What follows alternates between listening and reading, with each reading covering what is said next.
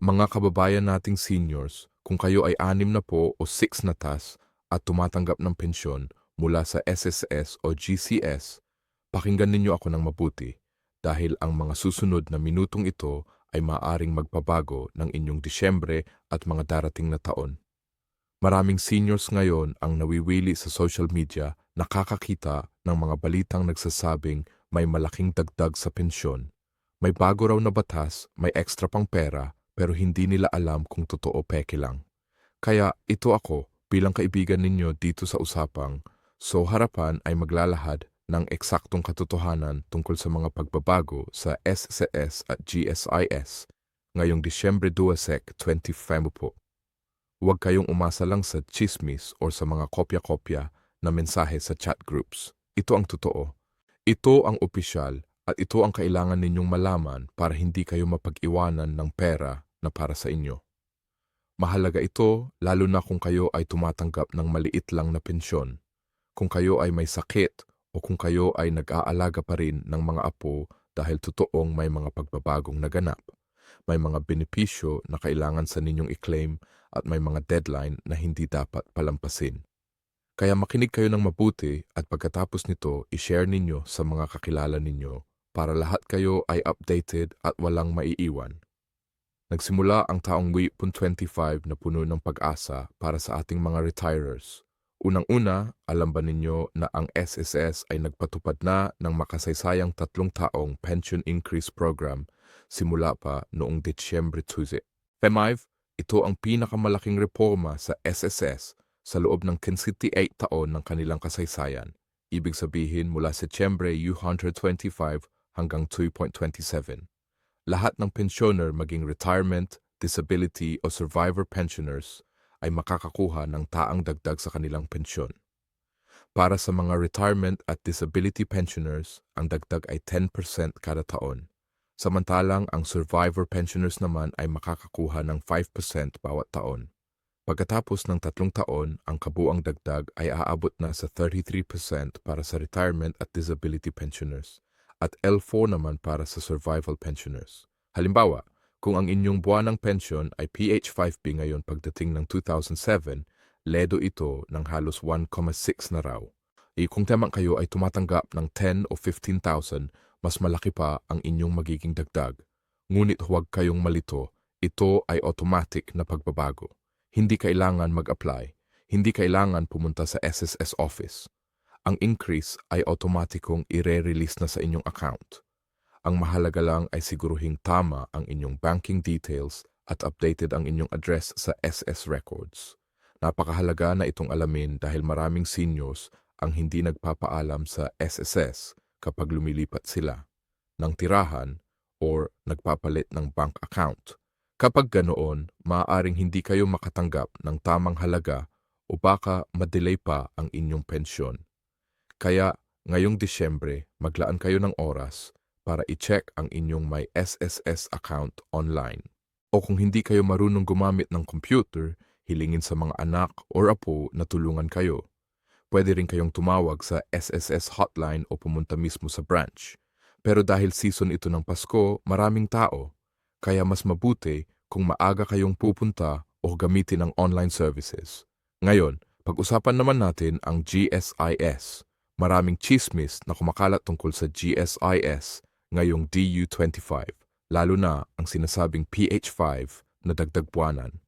Mga kapatid, dito kailangan nating maging maingat. As of now, walang opisyal na anunsyo mula sa GSIS Board of Trustees tungkol sa ganyang fixed amount na dagdag. Ang GSIS ay mayroon ngang history ng pagtaas ng pensyon pero hindi ito laging pareho para sa lahat. Karaniwang percentage-based ang kanilang mga adjustment o kaya ay may targeting para sa mga minimum pensioners. Kaya kung may nakita kayong Facebook post na tanggap na forwarded message na nagsasabing lahat ay makakakuha ng PH 8,010, huwag agad maniwala, maghintay muna ng opisyal na circular mula sa GSIS. Ngunit mayroon namang tunay na magandang balita mula sa GSCS. Noong Setyembre 2025, ang GSCS ay naglift na ng cap sa survivorship pension. Dati, ang mga surviving spouse ay tumatanggap lang ng kalahati ng pensyon ng namatay nilang asawa pero may tetso ito hanggang sa sahod lamang ng isang angkritary sa gobyerno. Ngayon, wala na ang tekso na iyon. Ang ibig sabihin, kung ang namatay ninyo ay high-ranking official noon at malaki ang pensyon ngayon, makukuha na ninyo ang buong 50% ng kanyang basic pension. Ito ay napakagandang balita lalo na para sa mga widows at towers ng mga general director o mataas na opisyal sa gobyerno. Ang adjustment na ito ay automatic din. Hindi kailangan ng bagong application. Ang GSIS mismo ang mag-recompute at mag-adjust ng inyong pension. Pero tandaan, dapat kayong regular na tumatanggap pa ng survivorship pension para makuha ang benepisyo na ito.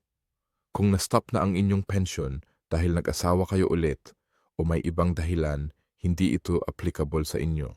Isa pang mahalagang pagbabago sa GSIS ay ang abolition ng cohabitation rule.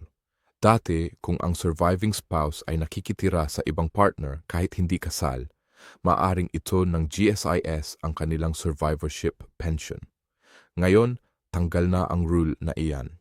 Ang pension ay titigil lang kapag ang beneficiary ay legal na nag-asawa ulit. Ito ay mas simple at mas respetuoso sa personal na sitwasyon ng mga tao. Bukod pa ran, ang GSIS ay nagpatupad na rin ng 1.5% na annual pension increase noong Enero 2025 para sa mga pensioners na tumatanggap na ng pension for at least 5 taon. Kaya, kung kayo ay pensioner na matagal na, dapat ay naranasan ninyo na ang unang wave ng increase na ito sa inyong Enero payout. Kung hindi, magpunta kayo sa GSS branch at magtanong. Pag-usapan naman natin ang mga payout schedule dahil maraming seniors ang nalilito kung kailan eksaktong dadating ang kanilang pera. Para sa SS, ang payout schedule ay nakadepende sa penultimate digit ng inyong SSS number. Iyon ay ang pangalawang huli sa numero ninyo. Halimbawa, kung ang SSS number ninyo ay 343, 456 na, ang penultimate digit ay 7.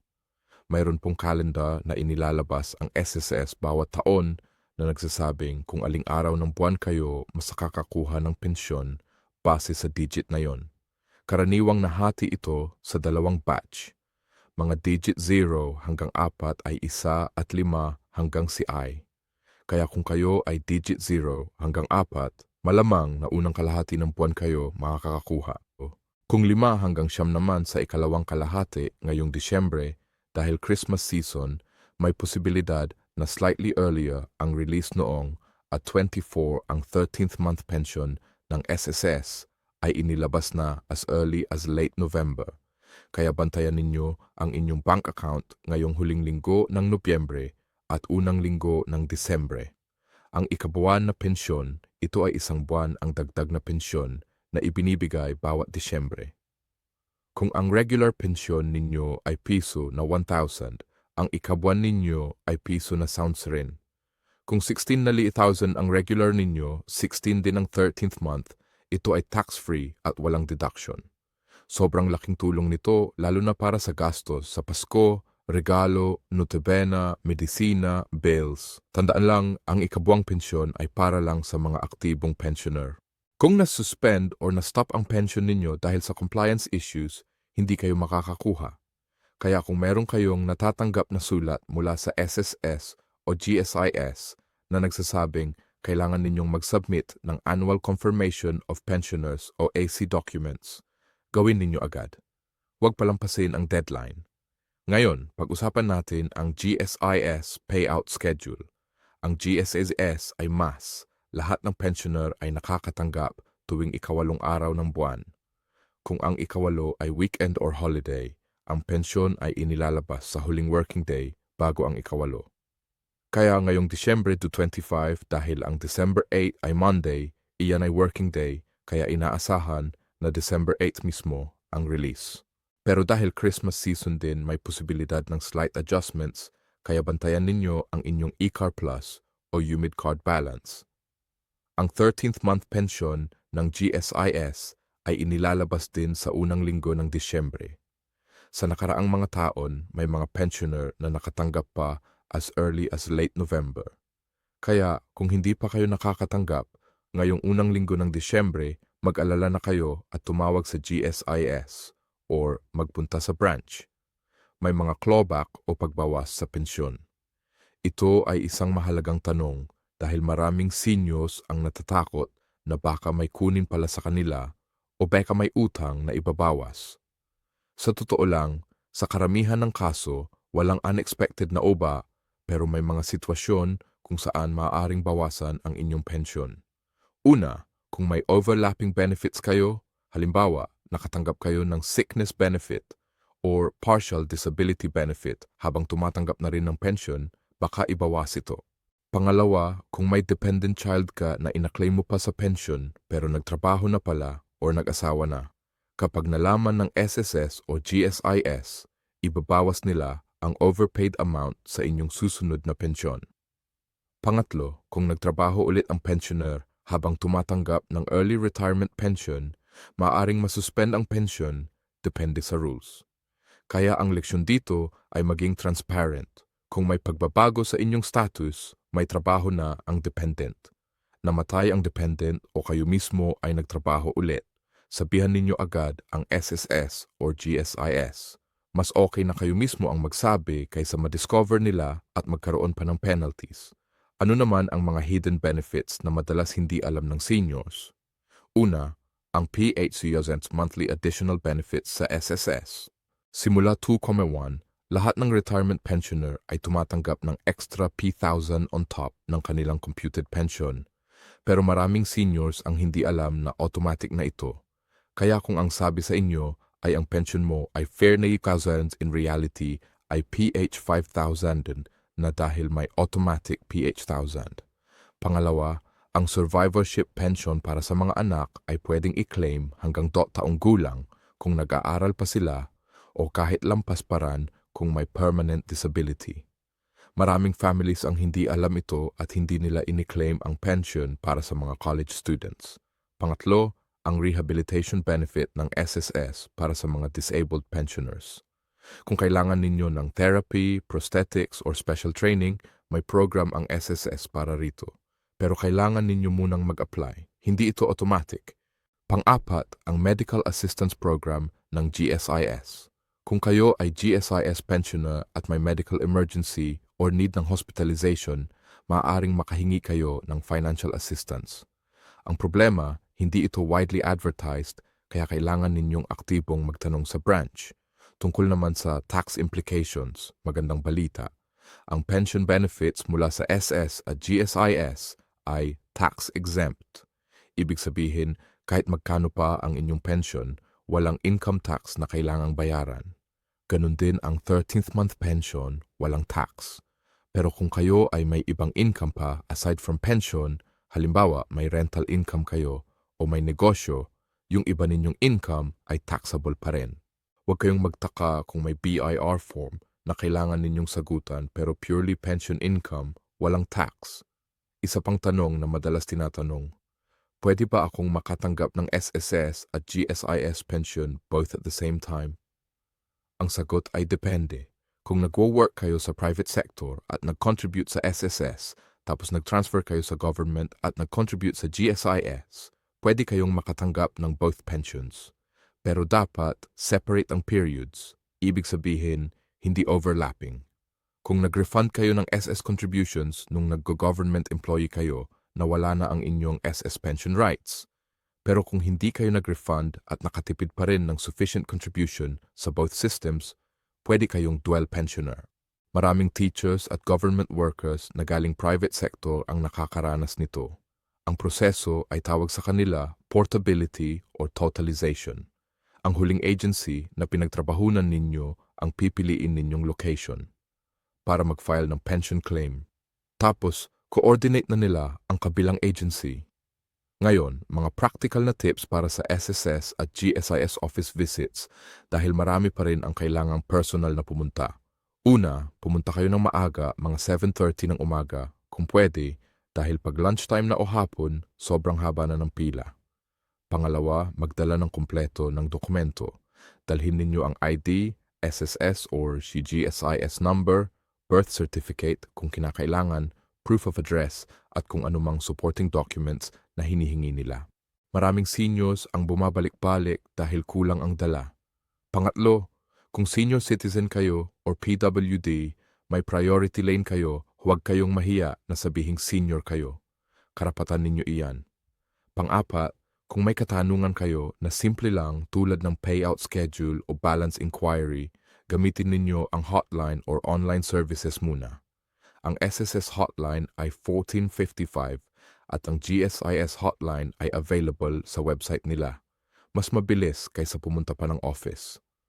Panlima, kung kailangan ninyong mag-update ng bank account o disbursement details, gawin ninyo ito as soon as possible. Maraming pensioner ang delayed ang payout dahil outdated yung bank account. Baka close na ang account or napalitan na ng bagong number. Strategies para ma-maximize ang inyong retirement income. Una, kung kayo ay tumatanggap pa lang ng minimum pension, tingnan ninyo kung qualified pa kayo mag-contribute voluntarily. Ang SSS voluntary contribution ay pwedeng para sa mga early retires o sa mga may kulang pa sa contribution months. Bawat karagdagang contribution ay tumataas ang inyong pensyon. Pangalawa, kung may lump option kayo na nakalimutan ninyong i-claim, halimbawa funeral benefits, separation benefits, or terminal leave pay, claim ninyo yan. Maraming retires ang hindi nakaklaim ng lahat ng kanilang benefits dahil hindi nila alam na may ganun pa pala.